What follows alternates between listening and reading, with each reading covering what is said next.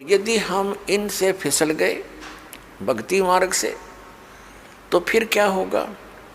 आप जी ने जो गणेश जी के सत्र की साधना मंत्र जाप किया जो आपको दिया जाता है, तो उस कमाई को आप श्री गणेश जी के लोक में प्राप्त करोगे, वहाँ गण बन जाओगे।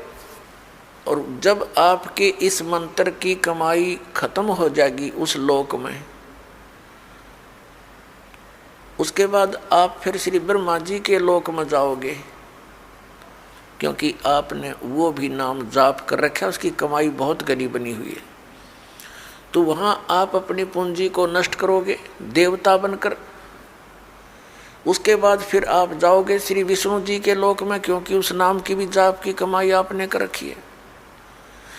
और फिर वहाँ आपके उस नाम की जाप की कमाई समाप्त हो जाएगी, भक्ति कमाई, वो धन, तो आपको फिर वहाँ से निकाल दिया जाएगा।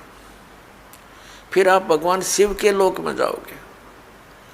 और इसी प्रकार वहाँ भी आपके पुण्य समाप्त होने पर, भक्ति के इस जो भगवान शंकर के सत्र का नाम आपको दे रखा है उसकी कमाई नष्ट होने पर, समाप्त होने पर, फिर आप दुर्गा जी के लोक में जाओगे। और दुर्गा जी के लोक में जाकर के अपनी इस पुण्य कमाई को फिर वहाँ नष्ट करोगे। तो इस प्रकार आपको ये पृथ्वी पर नहीं आने देगा, क्योंकि आप इतने पुण्य बन जाएंगे आपके। और पृथ्वी पर आए बिना भक्ति मिले नहीं, और भक्ति मिलेगी इस कलयुग के अंदर। सतयुग त्रेता द्वापर में आप इस भक्ति को नहीं करते, क्योंकि आप स्वयं ही जो साधना कर रहे होते उसे आपको लगता होता है कि हम बहुत सुखी हैं।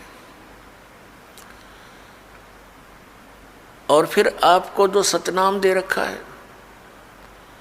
जो 2 अक्षर का, जिसमें एक ओम मंत्र है, ये ब्रह्म का। पुण्यात्माओं, एक ही जड़ी होती है, उसके प्रयोग की विधि में अंतर होने से उसका गुण बदल जाता है। तो यही समझ लेना कि जो मंत्र आपको प्रथम मंत्र में दिए हैं, वहाँ उस विधि से जाप करने से उसका गुण वही है। अब इस मंत्र में जो सतनाम बनाकर आपको दिया है, इसकी साधना करने से, इस विधि से इसका गुण अन्य होता, लाभ भिन्न होता है। कई बोली आत्मा, क्योंकि हम युगों युगों से अज्ञान से परिपूर्ण हैं, अब ये तत्व ज्ञान प्राप्त हुआ है तो हम वकील बन जाते हैं उस अज्ञान आधार से। तो उसमें आप जी ने ये सोचना चाहिए, यदि हम विद्वान होते तो हमें यह ज्ञान पहले ही प्राप्त होता। आप विद्वान नहीं, बुद्धिमान अवश्य, लेकिन उस बुद्धि का दुरुपयोग करके आप भगवान से दूर हो जाओगे। इस दास ने जो मार्गदर्शन किया है ये गॉड गिवन है, ये किसी डूम बाट के गीत नहीं है। तो इसके अंदर आप जी ने बिल्कुल सोचना बंद कर देना चाहिए। उपदेश लेने के बाद, उपदेश लेने से पहले आप बिल्कुल वकील बने रहो, खूब अच्छी तरह निरीक्षण करो हर एक बात का, और तब दीक्षा ग्रहण करो। दीक्षा ग्रहण करके अब यदि गुरु जी के वचनों में आपको अविश्वास होता है तो आपका नाम खंडित हो जाता है, भगवान से दूर हो जाते हो। इसलिए दास सबसे पहले आपको ज्ञान ग्रहण करने के लिए पुस्तकें देता है, सीडी बना रखी है, ये सुनो, देखो, मिलाओ दूसरे संतों से। और जब आपको संतुष्टि हो जाए कि ये मार्ग फाइनल है, सही है, तो दीक्षा लो, अन्यथा मत लो। तो जो दास फिर आपको जो भी ज्ञान दे, आप एक अच्छे विद्यार्थी की तरह निरसंशय होकर सुनो, श्रद्धा से सुनो, ब्लाइंड फेथ करके सुनो।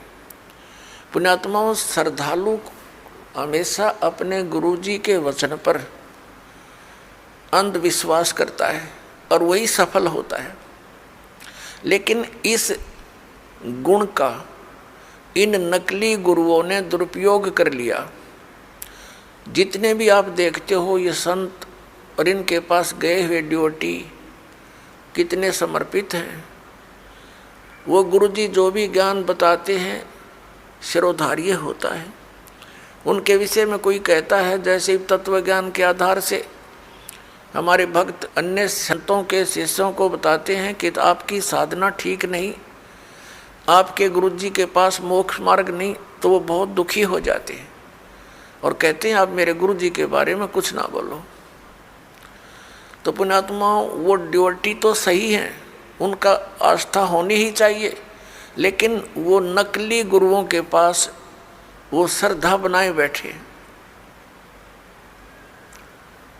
अब जैसे आम के पौधे को बीज कर यदि कोई ये आस्था लगाए बैठा है कि मैं आम खाऊंगा, इसके आम लगेंगे बड़ा होकर, तो वो बिल्कुल सही है, उसका बिल्कुल सही उद्देश्य है और ठीक उसकी क्रिया है। और यदि बबूल का पेड़ पौधा बो करके और वो ये कहता है कि ये बड़ा होगा, इसके आम लगेंगे, और उसको कोई जानकार व्यक्ति ये सलाह देता है कि ये आम का पौधा नहीं है, इसको आम नहीं लग सकते, और वो ये कहे कि तू मेरी भक्ति मार्ग को यानी मेरे पौधे को गलत मत बता, तो वो उसकी एक तो श्रद्धा है, जिस व्यक्ति ने उसको आम का पौधा बता करके बबूल दे रखा है, वो पूरा विश्वास किए बैठा है उस नकली आदमी पर। तो उस व्यक्ति को चाहिए कि इस व्यक्ति ने मेरे पौधे को ये बबूल क्यों बताया, उसकी फिर पूरा निरीक्षण करना चाहिए, तब उसकी सिंचाई करे, ना तो बबूल बोने का क्या यूज। तो जैसे भी किसी को ये शंका उत्पन्न करता है कोई कि भी आपका भक्ति मार्ग ठीक नहीं, तो उससे पूरा पूछे, अच्छी तरह निरीक्षण करे और फिर इन सदग्रंथों से मेल करे, क्योंकि किसी के लोक वेद से यानी कहने सुनने मात्र से अपने पद से डगमग होना ठीक नहीं। अपने आत्माओं, ये दास आपको जो ज्ञान देता है ये शास्त्र अनुकूल है। पवित्र श्रीमद् भगवत गीता, पवित्र चारों वेद और पवित्र पुराण, ये पवित्र हिंदू धर्म के श्रद्धालुओं के लिए शिरोधार्य हैं, और हमने शिरोधार्य का अर्थ होता है इनमें जो लिखा है वो सत्य है, और इससे बाहर कोई बताता वो असत्य है। असत्य डुप्लीकेट और सत्य ओरिजिनल, तो ओरिजिनल वस्तु से लाभ होगा, डुप्लीकेट से नहीं होगा।